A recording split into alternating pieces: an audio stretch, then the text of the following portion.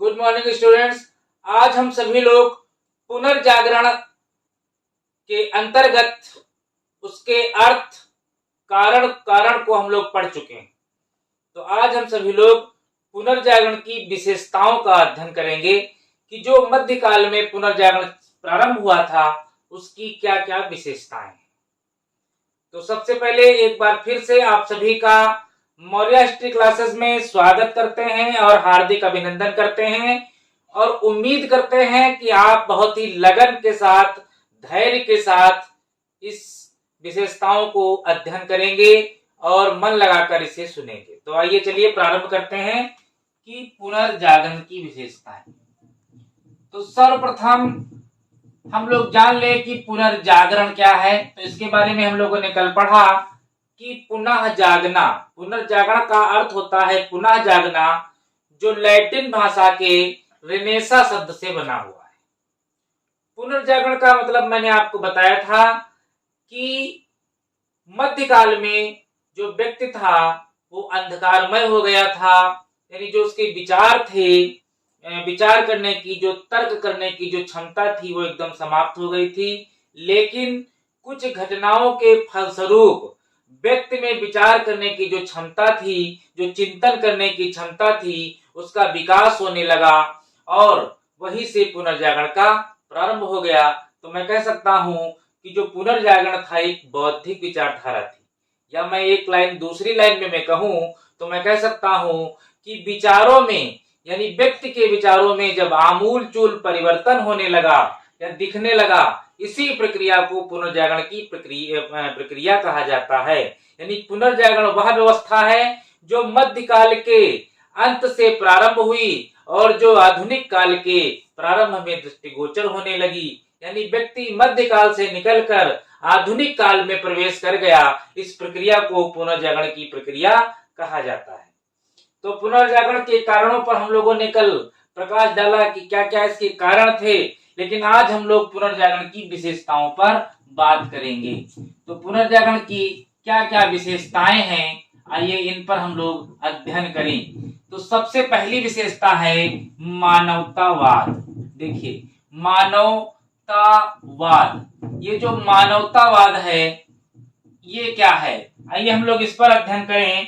तो मानवतावाद क्या है कि मानवतावाद एक ऐसी विचारधारा है जिसमें जो मानव को केंद्र में रखा जाता है। नाम से ही स्पष्ट है कि मानवतावाद एक ऐसी विचारधारा है जिसमें मानव को केंद्र में रखा जाता है।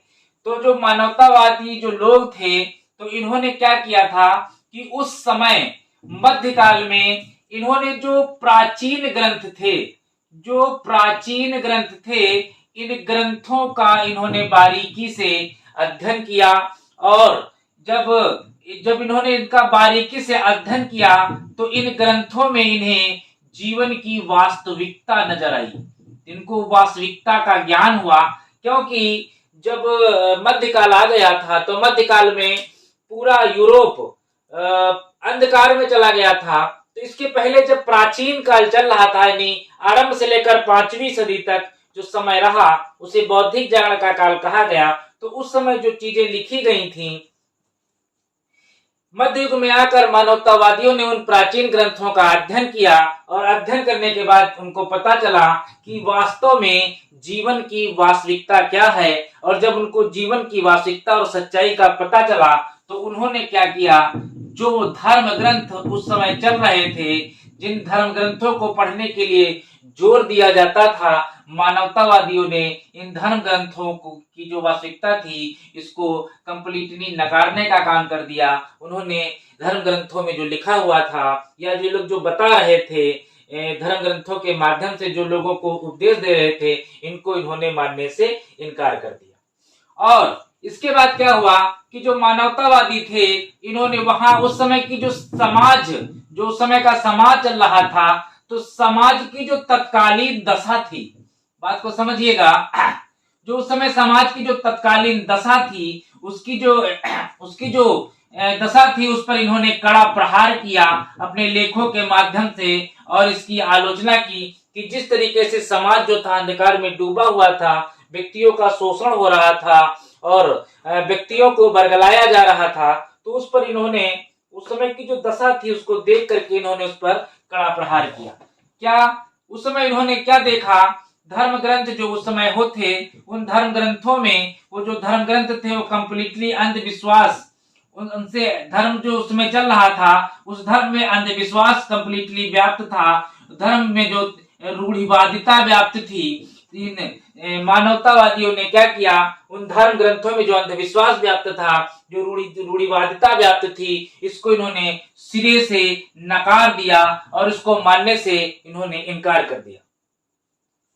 उस समय जो धर्म ग्रंथ थे उसमें बताया जाता था कि आपको मोक्ष कैसे प्राप्त करना है और मोक्ष प्राप्त करने के लिए आपको क्या क्या करना है, उसके लिए उनको आपको क्षमा पत्र खरीदने होंगे, आपको स्वर्ग में टिकटों की जो है स्वर्ग में जो है आपको सीटों के लिए टिकट बुक कराना होगा। ऐसी बहुत सारे आडंबर और कुरीतियां व्याप्त थी, जिसको कहा जाता है कि अगर ऐसा आप कर लोगे तो आपको मोक्ष प्राप्त हो जाएगा। तो मानवतावादियों ने इस प्रक्रिया को, यानी इस तरीके से मोक्ष प्राप्त करने की जो प्रक्रिया थी उसको इन्होंने नकार दिया और इसकी जगह पर इन्होंने स्वतंत्र चिंतन पर बल दिया।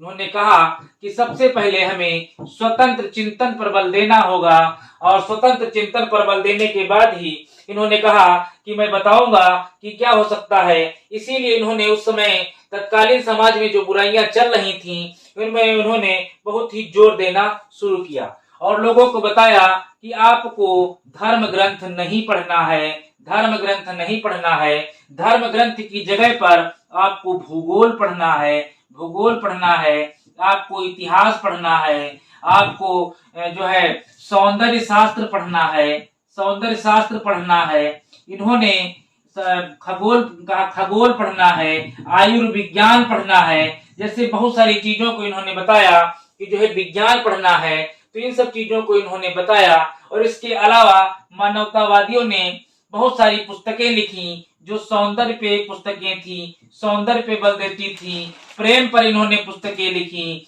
घृणा पर इन्होंने पुस्तकें लिखी, इन्होंने जीवन की सच्चाई पर पुस्तकें लिखी, जीवन की सच्चाई पर इन्होंने पुस्तकें लिखी। तो इन्होंने दाम्पत्य जीवन पर पुस्तक लिखी, इन्होंने मानव पर पुस्तक लिखी, इन्होंने प्रकृति पर पुस्तक लिखी, इन्होंने नारी सौंदर्य पर पुस्तक लिखी। तो ये सब पुस्तकें इन्होंने लिखी, यानी कुल मिलाकर इन्होंने उन पुस्तकों के माध्यम से समाज में चल रहे अंधविश्वास, कुरीतियां, जो व्यक्ति जो सो गया था उनकी जो है बौद्धिक क्षमता को निखारने का प्रयास किया।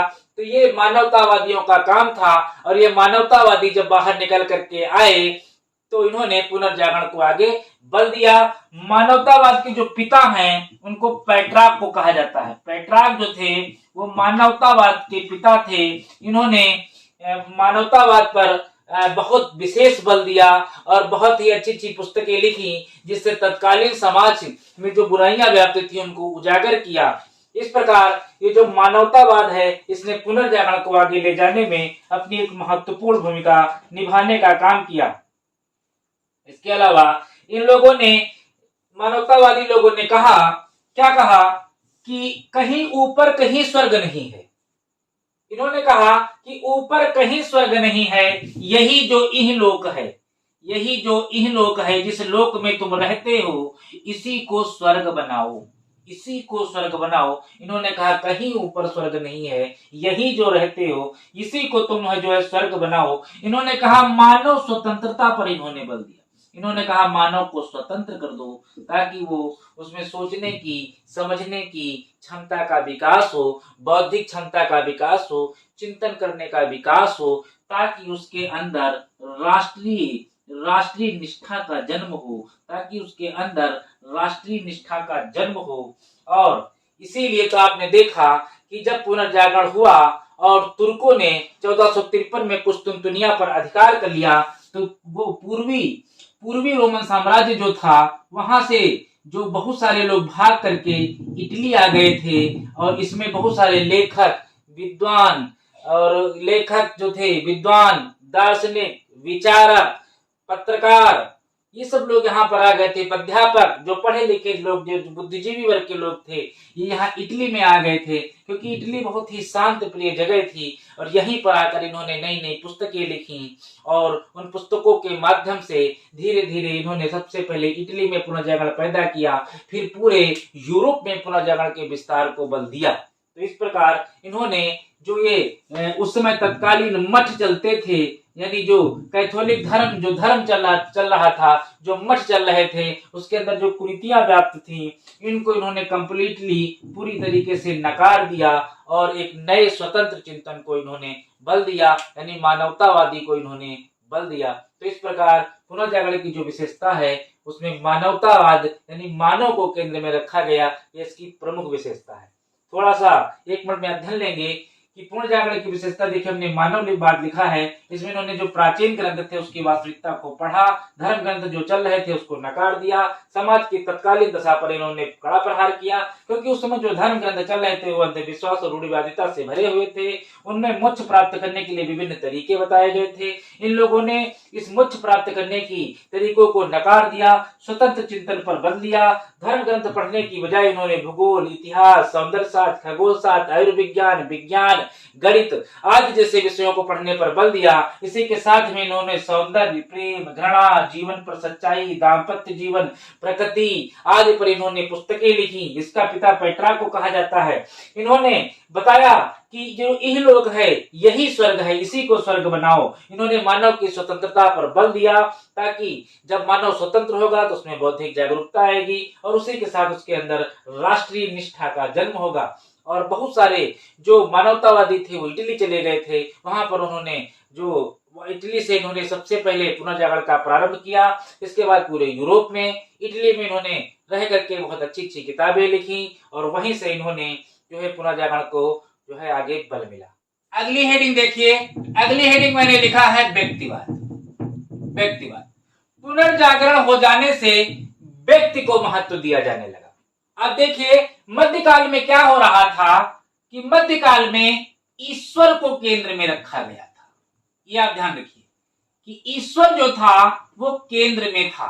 मध्यकाल में ईश्वर केंद्र में था और पुनर्जागरण हो जाने से अब ईश्वर केंद्र में नहीं रह गया, क्योंकि जो मानवतावादी थे इन्होंने धर्म ग्रंथों को पढ़ने से मना कर दिया। इन्होंने इसकी जगह पर विज्ञान, खगोल, इतिहास, भूगोल, दर्शन शास्त्र, समाज शास्त्र, गणित आदि जैसे विषयों पर पढ़ने के लिए इन्होंने बल दिया और इसी के साथ इन्होंने ईश्वर की जगह पर अब व्यक्ति को केंद्र में रखना प्रारंभ कर दिया, यानी मानव को इन्होंने केंद्र में रखना प्रारंभ कर दिया, क्योंकि इनका विचार था कि कहीं स्वर्ग नरक ऊपर नहीं है, स्वर्ग नरक जो भी है वो इसी लोक में है, इसी इहलोक में है और इसी को स्वर्ग बनाना है आपको। इसी के लिए आपको सबसे पहले क्या करना होगा कि अगर इस इहलोक को स्वर्ग बनाना है तो व्यक्ति को महत्व देना होगा, यानी व्यक्ति की स्वतंत्रता पर बल देना होगा, यानी व्यक्ति की स्वतंत्रता पर बल देना होगा, यानी व्यक्ति को स्वतंत्र करना होगा। और जब व्यक्ति स्वतंत्र होगा तो वो स्वतंत्र चिंतन करेगा। जब वो स्वतंत्र चिंतन करेगा तो उसके अंदर राष्ट्रीय निष्ठा जागृत होगी और वो अपने देश के प्रति वफादार हो जाएगा, देश के प्रति उससे प्रेम उत्पन्न हो जाएगा और इस प्रकार उसकी बौद्धिक चेतना का विकास होगा। तो मैं कह सकता हूं कि पुनर्जागरण में जो है व्यक्ति को सामने रखा गया, ना कि ईश्वर को। तो पुनर्जागरण की जो विशेषता थी, एक ये महत्वपूर्ण विशेषता थी व्यक्तिवाद, यानी इसमें व्यक्ति को महत्व दिया जाने लगा। जो पोप थे, जो बिशप थे, जो पादरी थे, जो धर्मशास्त्री थे, जो धर्म के नाम पर आडंबर करते थे, अंधविश्वास फैलाते थे, लोगों को बरगलाते थे, उनको दरकिनार किया जाने लगा और एक आम आदमी को भी जो है महत्व दिया जाने लगा। इससे क्या हुआ कि समाज का जो एक आम आदमी था वो निकल करके बाहर आया और उसके अंदर की जो बाहर निकल करके आया और उसको समाज में उचित सम्मान मिलने लगा। अगला देखिए, अगली हेडिंग है जिज्ञासा एवं साहस।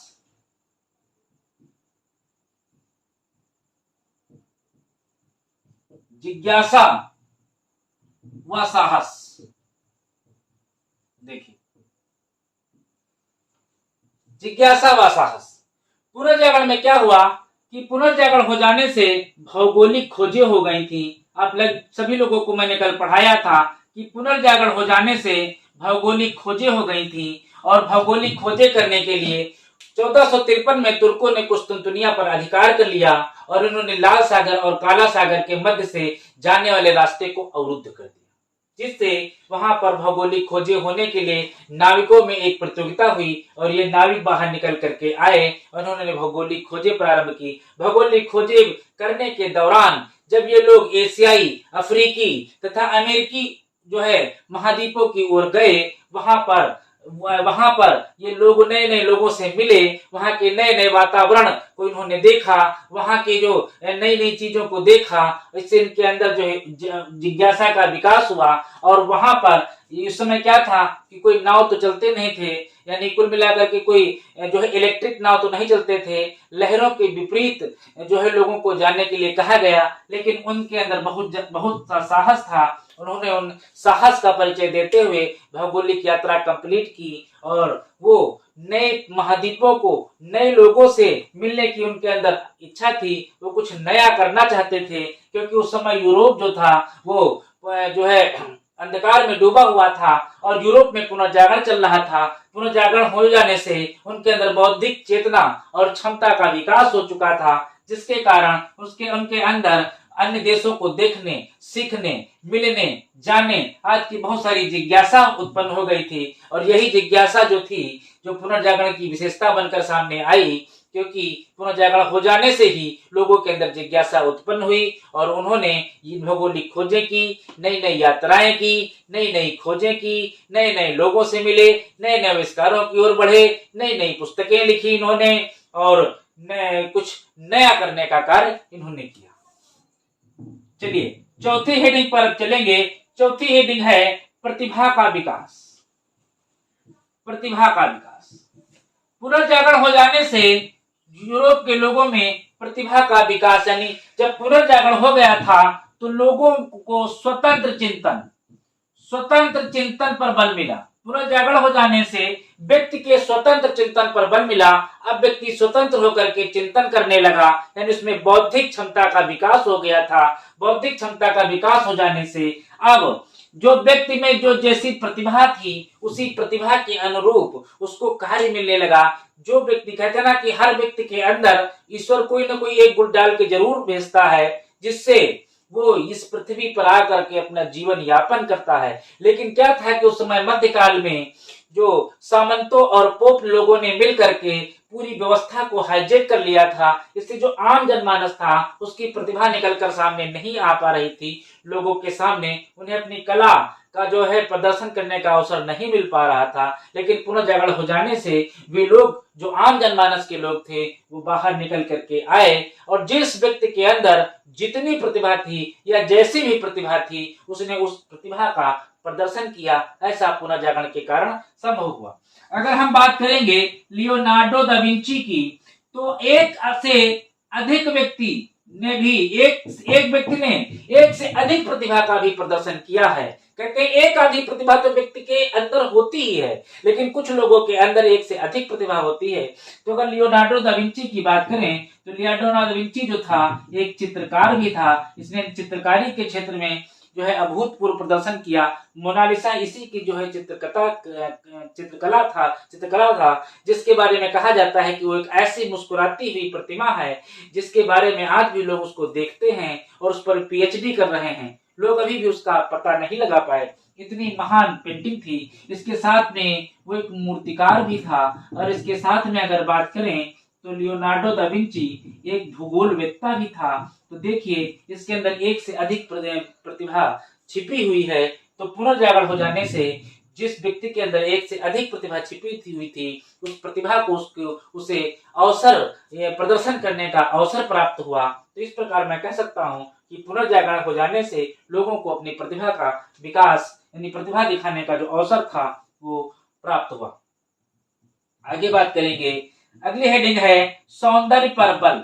पुनर्जागरण हो जाने से क्या हुआ कि सौंदर्य पर बल दिया जाने लगा। कैसे? पहले क्या होता था कि जो धर्म ग्रंथ थे, यानी जो भी चीजें थी वो इस जो धर्म ग्रंथ में लिखी गई थी, यानी जो भी चीजें थी वो ईश्वर को केंद्र मानकर बनाई जाती थी, लिखी जाती थी। यानी जो चित्रकारी बनाई जाती थी या जो मूर्तिकला बनाई जाती थी, तो अगर चित्रकारी भी बनाई जाती थी तो ईश्वर की चित्रकारी बनाई जाती थी, अगर मूर्ति भी बनाई जाती थी तो ईश्वर की मूर्ति बनाई जाती थी। लेकिन पुनर्जागरण हो जाने से जो धर्म ग्रंथ थे, जो ईश्वर था, इसको दरकिनार कर दिया गया था और इसके साथ में अब प्रेम पर चित्रकारी बनने लगी थी, अब घृणा पर चित्रकारी बनने लगी थी, अब जो है संयोग पर चित्रकारी बनने लगी थी, अब वियोग पर चित्रकारी बनने लगी थी, अब प्रकृति पर चित्रकारी बनने लगी थी, अब है नारी के जो है सौंदर्य पर बल दिया जाने लगा था।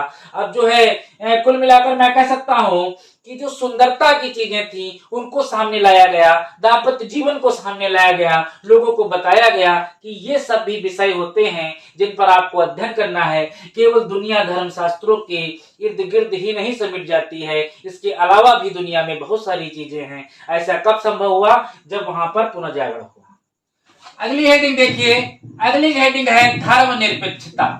यानी पुनर्जागरण हो जाने से अब जो नए राज्यों का जो उदय हो रहा था वो किसी भी धर्म को मान्यता देने के लिए तैयार नहीं थे। क्यों? क्योंकि वहां पर जो कैथोलिक धर्म चल रहा था और कैथोलिक धर्म की बुराइयां को हटा करके एक नया धर्म आ गया था, तो प्रोटेस्टेंट धर्म जिसे कहा गया, और बहु धर्म जो कि सरल था और सादा था, तो इसलिए बहुत सारे लोग कैथोलिक धर्म को छोड़कर प्रोटेस्टेंट धर्म को अपना रहे थे। और इस प्रकार जो कैथोलिक धर्म के मानने वाले लोग थे और जो प्रोटेस्टेंट धर्म को मानने वाले लोग थे, इन लोगों के बीच उस समय संघर्ष चल रहा था जिसे धर्म सुधार आंदोलन के नाम से जाना जाता है। ऐसा धर्म सुधार आंदोलन तभी हुआ था जब वहां पर पुनर्जागरण हो गया। पुनर्जागरण हो जाने से लोगों के अंदर बौद्धिक क्षमता का विकास हुआ और उन्होंने जो धर्म में बुराइयां थी उनकी वो आवाज उठाने लगे। लेकिन इसी के साथ में बहुत सारे ऐसे लोग यानी ऐसे राजा वहां पर आए जिन्होंने कैथोलिक धर्म को नकार दिया।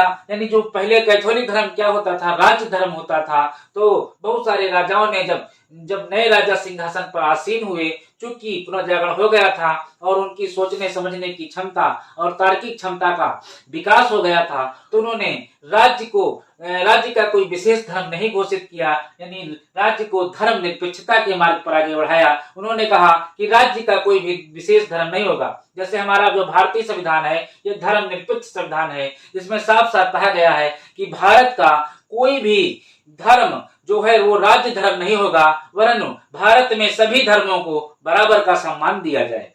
तो यही हुआ उस समय जो नए राज्य आए, उन्होंने कहा कि जो लोग कैथोलिक धर्म को मानते हैं वो कैथोलिक धर्म को मानेंगे, जो प्रोटेस्टेंट धर्म को मानते हैं वो प्रोटेस्टेंट धर्म को मानेंगे। राज्य किसी एक धर्म को विशेषतया संरक्षण प्रदान नहीं करेगा। तो इस प्रकार हमने देखा कि पुनर्जागरण हो जाने के बाद में धर्म निरपेक्ष राज्यों का उदय हुआ और ये पुनर्जागरण की एक बहुत बड़ी विशेषता है। यानी अब लोग जो नए लोग आ रहे थे वो धर्म को किनारे कर करके आधुनिक समझ जो चल रहा था, यानी विज्ञान, गणित, खगोल शास्त्र, इसकी ओर बल दे रहे थे, प्रकृति की ओर बल दे रहे थे, सौंदर्य की ओर बल दे रहे थे, व्यक्ति की ओर बल दे रहे थे और व्यक्ति की आवश्यकताओं पर बल दे रहे थे, राज्य की आवश्यकताओं पर बल दे रहे थे, लोगों की जरूरतों पर बल दे रहे थे, वहां की आर्थिक समस्या पर बल दे रहे थे, वहां के सामाजिक और राजनीतिक जीवन पर बल दे रहे थे। इस प्रकार मैं कह सकता हूं कि धर्म निरपेक्षता पुनर्जागरण की एक बहुत बड़ी विशेषता थी। आगे देखते हैं मध्यम वर्गीय स्वरूप। यानी जब पुनर्जागरण हो गया तो जो मध्यम वर्ग था, ये मध्यम वर्ग ही था जिसने पुनर्जागरण प्रारंभ किया था। ये लोग जो इटली से भाग करके आए थे, जिसमें शिक्षक थे, लेखक थे, दार्शनिक थे, इतिहासकार थे, भूगोलवेत्ता थे, इन्होंने आकर के जो है किताबें लिखी। किताबें लिखने के साथ साथ लोगों को जागरूकता प्रदान की। सबसे पहले इन्होंने पुनर्जागरण इटली में प्रारंभ करवाया, फिर धीरे धीरे यूरोप में पुनर्जागरण फैला। इन्हीं के माध्यम से जो है भौगोलिक खोजें हुई और इन्होंने ही आगे जाकर के जो है व्यापार करना प्रारंभ किया और नवीन नगरों का निर्माण किया। जब इन्होंने व्यापार करना प्रारंभ किया, इसमें इन्होंने सामंतों को कोई जगह ही नहीं दी। और जब इन्होंने नवीन नगरों का निर्माण किया, नवीन नगरों का निर्माण करने के साथ ही इन्होंने वहां पर धर्म को आने नहीं दिया, धर्म से बिल्कुल अपने आप को दूर कर लिया। तो इस प्रकार कह सकते हैं जो मध्यम वर्गीय स्वरूप था एक जो बहुत बड़ा वर्ग था, जो मध्य काल में बिल्कुल छिपा हुआ था, यानी या तो ऊपर राजा और कुलीन होते थे या तो निम्न वर्ग होता था, मध्य वर्ग बिल्कुल शून्य था। लेकिन क्या हुआ कि पुनर्जागरण हो जाने से मध्य वर्ग का उदय हुआ और एक ऐसा वर्ग था जिसने पूरे यूरोप में क्रांति लाने का काम किया, यानी पुनर्जागरण को आगे बढ़ाने का काम मध्य वर्ग ने किया। तो मैं कह सकता हूं कि पुनर्जागरण हो जाने से उस समय मध्यकाल में जो था मध्यम वर्गीय स्वरूप देखने को मिला और इसी मध्यम वर्गीय स्वरूप ने एक पुनर्जागरण को करने में एक महत्वपूर्ण भूमिका अदा की। तो इस प्रकार हमने देखा कि पुनर्जागरण की क्या क्या विशेषताएं थी। तो इन विशेषताओं का हम लोग अध्ययन करेंगे। कुछ नहीं है, आप थोड़ा सा मन लगाकर पढ़ेंगे, जिसमें आप देखेंगे कि जो एक कम शब्दों में अगर हम सारी हेडिंगों की बात करें तो कम शब्दों में अगर हम बात करें तो धर्म को एकदम किनारे कर दिया गया था, धर्म की उपेक्षा होने लगी थी, सामंतवाद का बहिष्कार होने लगा था, नई चेतना का उदय हो चुका था और धर्म को छोड़कर अन्य सभी क्षेत्रों में जो है प्रगति होने लगी थी। यहाँ तक कि ईश्वर को किनारे करके जो है मनुष्य पर बल दिया जाने लगा था, मानव को केंद्र में लाने का प्रयास किया गया। तो ये सब पुनर्जागरण की विशेषताएं हैं और टॉपिक को पढ़ते रहिए। कोई भी चीज समझ में ना आए तो आप मुझे कांटेक्ट कर सकते हैं, मुझे फोन भी कर सकते हैं और वीडियो को लाइक और शेयर अवश्य करें। परीक्षाएं आपकी बहुत नजदीक हैं तो तैयारी करते रहिए, मेहनत से तैयारी करिए और हेडिंगों को याद करिए और इनके अंतर्गत लिखने की क्षमता का भी विकास कीजिए। एक एक हेडिंग लीजिए और उससे एक एक डेढ़ पन्ने, आधा पन्ने आप लिखने का प्रयास कीजिए। अपने मन के विचारों को, उद्गारों को उसमें लिखने का प्रयास कीजिए ताकि आप पेपर में अगर ये आ जाए, लॉन्ग क्वेश्चन के रूप में आ जाए, तो इसे 2 से 2.5 पन्ने में, 3 पन्ने में आप लिखने की क्षमता आपके अंदर होनी चाहिए। तो मिलेंगे कल एक नए टॉपिक के साथ। Thank you.